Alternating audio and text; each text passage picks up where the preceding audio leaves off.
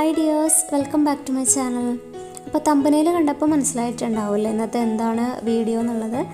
സാധാരണ ഒരു ദിവസം ഏതെങ്കിലും ഒരു ചാറ് കൂട്ടാനും അതുപോലെ ഒരു ഉപ്പേരി മാത്രം തന്നെ ഉണ്ടാക്കാറുള്ളൂ കേട്ടോ. ഒരുപാട് കൂട്ടാനുകളൊന്നും വെക്കാറില്ല. അപ്പോൾ ഇന്ന് ഉണ്ടാക്കുന്നത് മോരുകറിയും അതുപോലെ ബീട്രൂട്ട് വെച്ചിട്ടൊരു തോരനുമാണ്. അപ്പോൾ പിന്നെ തലേദിവസത്തെ മീൻ വറവ് ഉണ്ട്, അപ്പോൾ അതും കൂടി ആക്കിയിട്ട് അങ്ങനെയാണ് ഇന്നത്തെ എൻ്റെ ഉച്ചയൂണ്. അപ്പോൾ നമുക്കിത് എങ്ങനെയാണ് വേഗത്തിൽ തയ്യാറാക്കുന്നത് നോക്കാം. അപ്പോൾ വീഡിയോയിലേക്ക് പോകുന്നതിന് മുമ്പ് എൻ്റെ ചാനലൊന്ന് സബ്സ്ക്രൈബ് ചെയ്ത് ആ ബെല്ലൈക്കണും കൂടെ ഒന്ന് എനേബിൾ ചെയ്ത് കൊടുക്കണം കേട്ടോ. അപ്പോൾ മോരുകറി ഉണ്ടാക്കാൻ വേണ്ടിയിട്ട് ഞാനിവിടെ എടുത്തിട്ടുള്ളത് കുമ്പളങ്ങയാണ്. ഇത് നല്ല ഇളം കുമ്പളങ്ങയാണ് കേട്ടോ, അധികം മൂത്തിട്ടൊന്നുമില്ല. അപ്പോൾ നല്ല ടേസ്റ്റാണ് കേട്ടോ. കുമ്പളങ്ങയ്ക്ക് പകരം വേറെ മത്തങ്ങ, കായ, ചേന അങ്ങനെ എന്ത് വേണമെങ്കിലും വെച്ചിട്ട് മോരുകറി ഉണ്ടാക്കാം. അതല്ല കഷ്ണങ്ങളൊന്നും ഇല്ലെങ്കിലും വെറുതെ മോര് താളിച്ചെടുത്താലും നല്ല ടേസ്റ്റ് തന്നെയാണ് കേട്ടോ ചോറിന്. അപ്പോൾ ഞാനിത് വേഗം തോലൊക്കെ കളഞ്ഞിട്ട് ചെറിയ കഷ്ണങ്ങളാക്കിയിട്ടൊന്ന് കട്ട് ചെയ്തെടുക്കുക. പിന്നെ കുക്കറിലിട്ടിട്ടാണ് ഞാൻ കുമ്പളങ്ങ വേവിച്ചെടുക്കുന്നത്. കുക്കറിലിടണമെന്ന് ഒരു നിർബന്ധമില്ല, ഡയറക്റ്റ് കലത്തിലിട്ട് വെച്ചാലും പെട്ടെന്ന് തന്നെ കുമ്പളങ്ങ വെന്ത് കിട്ടും. അപ്പോൾ കുറച്ച് എളുപ്പപ്പണിക്ക് വേണ്ടിയിട്ട് ഞാൻ കുക്കറിലിട്ടിട്ടാണ് കേട്ടോ വേവിക്കുന്നത്. അപ്പോൾ ഇതുപോലെ കഷ്ണങ്ങളാക്കിയിട്ട് മുറിച്ച് വയ്ക്കുക. പിന്നെ തോരന് വേണ്ടിയിട്ട് ബീട്രൂട്ട് എടുത്തിട്ടുണ്ട്. അപ്പോൾ ബീട്രൂട്ട് തോല് കളഞ്ഞിട്ട് കഴുകി വൃത്തിയാക്കിയിട്ട് ചെറുതാക്കിയിട്ട് തന്നെ കട്ട് ചെയ്തെടുക്കണം. അപ്പോൾ ബീട്രൂട്ടിൻ്റെ കൂടെ ഞാൻ ഉരുളക്കിഴങ്ങും കൂടി ചേർക്കുന്നുണ്ട് കേട്ടോ. അപ്പോൾ ഉരുളക്കിഴങ്ങും കൂടി ചേർത്ത് കഴിഞ്ഞിട്ടുണ്ടെങ്കിൽ ബീട്രൂട്ട് ഒന്ന് കഴിക്കാൻ നല്ല ടേസ്റ്റ് ആയിരിക്കില്ലേ, ആ കളറൊക്കെ ഉരുളക്കിഴങ്ങിൽ പിടിച്ചിട്ട്. അപ്പോൾ അങ്ങനെ ഞാനിത് ചെറിയ കഷ്ണങ്ങളാക്കിയിട്ട് ചോപ്പറിലിട്ടിട്ട് ചോപ്പ് ചെയ്തെടുക്കുകയാണ് ചെയ്യണത്. അപ്പോൾ ഈവനായിട്ട് ചെറിയ കഷ്ണങ്ങളാക്കിയിട്ട് കിട്ടില്ല, നല്ല ഭംഗിയിൽ വരും ചെയ്യും. പിന്നെ പെട്ടെന്ന് പണിയും കഴിയും. കണ്ടില്ലേ, ഒരേപോലെയുള്ള ചെറിയ കഷ്ണങ്ങളായിട്ട് കിട്ടിയിട്ടുണ്ട്. അപ്പോൾ ഇത് നല്ല എളുപ്പമാണ് കേട്ടോ ഇതിൽ ചെയ്തെടുക്കാനായിട്ട്. ഇനി കുറച്ച് നാളികേരം ഒന്ന് ചിരകി എടുക്കാം. അപ്പോൾ ഞാൻ എപ്പോഴും ഫ്രിഡ്ജിൽ ചിരകി വെക്കാറുണ്ട് കേട്ടോ. അപ്പോൾ അത് കഴിഞ്ഞു. ഇനി തോരനിലേക്കും വേണം, അതുപോലെ മോരുകറിയിലേക്കും വേണമല്ലോ. അപ്പോൾ അതുകൊണ്ട് ഞാൻ നാളികേരമൊക്കെ വേഗം ഒന്ന് ചിരകി എടുക്കുകയാണ്.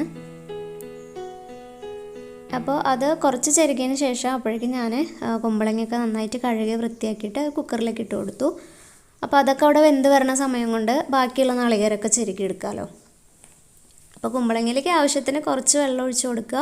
അതുപോലെ ഉപ്പ് ഇടുക, മഞ്ഞൾപ്പൊടി ഇടുക, പിന്നെ ഒരു ലേശം മുളകും പൊടിയും കൂടി ചേർത്തിട്ടാണ് കേട്ടോ ഞാൻ വേവിക്കണത്.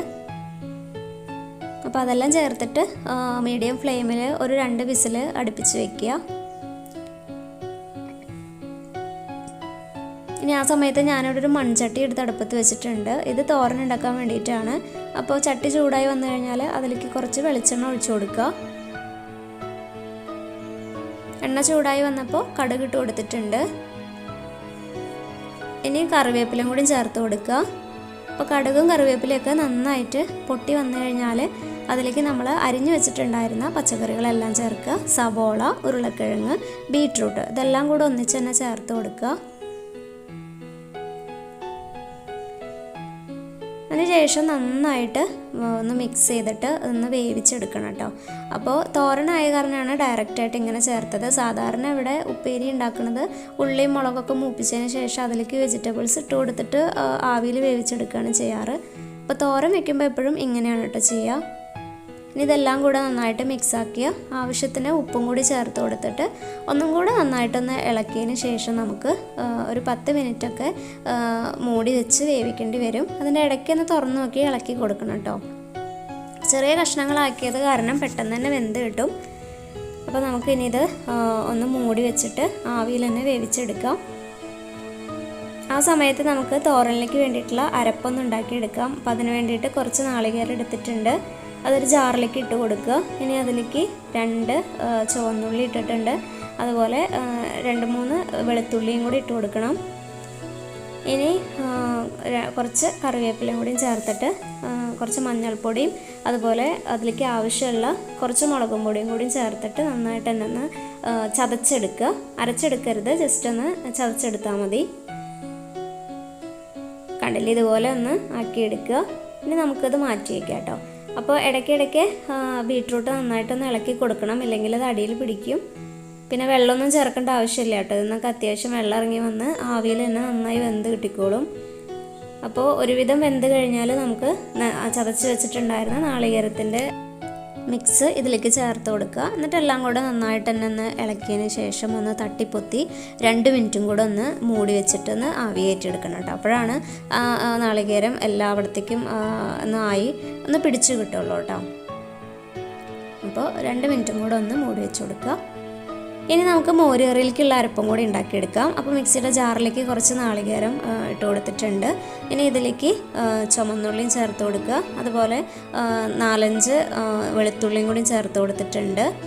ഇനി ഇതിലേക്ക് ആവശ്യമുള്ള ഒരു മെയിൻ ഇൻഗ്രീഡിയൻ്റ് ആണ് ജീരകം. അപ്പോൾ ചെറിയ ജീരകം 1 സ്പൂണ്, അതുപോലെ എരിവിനനുസരിച്ചിട്ടുള്ള പച്ചമുളക്, ഒരു ലേശം കുരുമുളകും കൂടി ചേർത്തിട്ട് കുറച്ച് വെള്ളം ഒഴിച്ചിട്ട് നന്നായിട്ട് തന്നെ അരച്ചെടുക്കുക കേട്ടോ.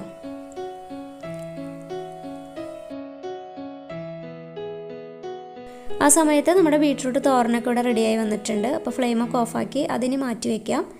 അപ്പോൾ നാളികേരം നന്നായിട്ട് തന്നെ അരച്ചെടുത്തിട്ടുണ്ട് കേട്ടോ. ഇനി ഇതിലേക്ക് ചേർത്ത് കൊടുക്കാനുള്ളത് നമ്മുടെ പുളിക്ക് അനുസരിച്ചിട്ട് തൈരാണ്.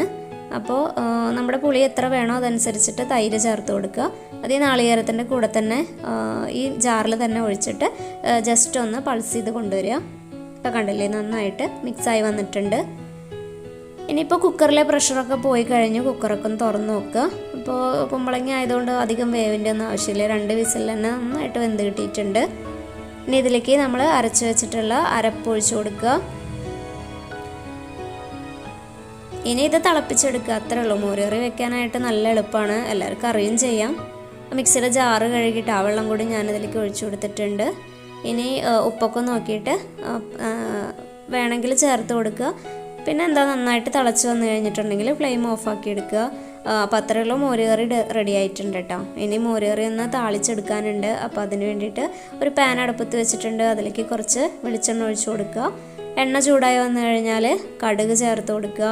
കടുകൊക്കെ ഒന്ന് പൊട്ടി വരുമ്പോൾ ബാക്കി ഉലുവ, വറ്റൽമുളക്, കറിവേപ്പില അതൊക്കെ ചേർത്ത് പൊട്ടിച്ചിട്ട് നമ്മുടെ മോര് കറിയിലേക്ക് ഒഴിച്ചു കൊടുക്കുക.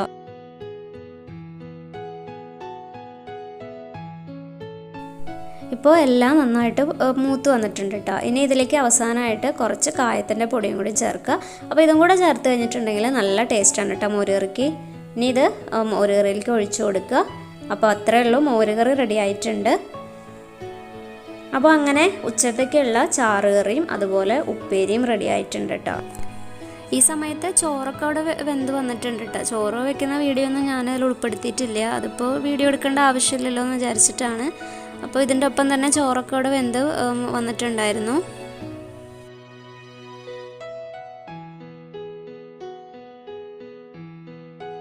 അപ്പോൾ നല്ല കുത്തരി ചോറും അതിൻ്റെ ഒപ്പം നല്ല പുളിയുള്ള മോര് കറിയും, പിന്നെ നമ്മുടെ ബീട്രൂട്ട് തോരനും, പിന്നെന്താ തലേദിവസത്തെ മീൻ ഉണ്ടായിരുന്നു കേട്ടോ, വറുത്തത്. അപ്പോൾ അതിൽ ബാക്കി ഉണ്ടായിരുന്ന കാരണം അപ്പോൾ അതും കൂടി ഇതിൽ വെക്കുന്നുണ്ട്. അപ്പോൾ ഇതൊക്കെയാണ് ഇന്നത്തെ ഉച്ചയൂണ്. അപ്പോൾ എല്ലാവർക്കും വീഡിയോ ഇഷ്ടപ്പെട്ടെന്ന് വിചാരിക്കുന്നു. ഇഷ്ടപ്പെട്ടാൽ ലൈക്ക് ചെയ്യാനും ഷെയർ ചെയ്യാനും കമൻറ്റ് ചെയ്യാനും മറക്കരുത്. സബ്സ്ക്രൈബ് ചെയ്യാതെ കാണുന്നവരാണെങ്കിൽ ഒന്ന് സബ്സ്ക്രൈബ് ചെയ്യുക. അപ്പോൾ വീണ്ടും അടുത്തൊരു നല്ല വീഡിയോ ആയിട്ട് വരാം കേട്ടോ. അതുവരേക്കും ടേക്ക് കെയർ. ബൈ.